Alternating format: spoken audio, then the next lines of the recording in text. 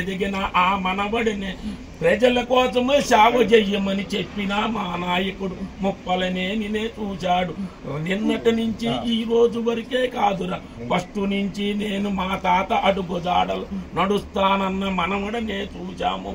బాపట్లకే ముద్దు బిడ్డగా అయ్యా నీవు నా పేరు నిలబెట్టేది నీవేనని నేను అనుకున్నాను.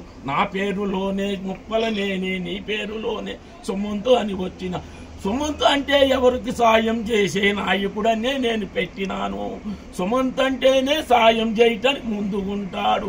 పేదల కోసం ఎందుకైనా నేను అర్ధరాత్రి వేళలో పేదలంటే పని కట్టుకుని వచ్చిన ఇల్లు కట్టుకొని అధికారుల దగ్గరికే వెళతాడు. పేదల కోసం పని చేపిస్తాడు.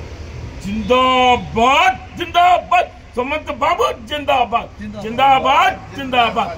వద్దిల్లాలి సుమంత్ గారి నాయకత్వం. జోహార్ ముప్పలనేని శాస్త్రి గారు, జోహార్ ముప్పలనేని శాస్త్రి గారు.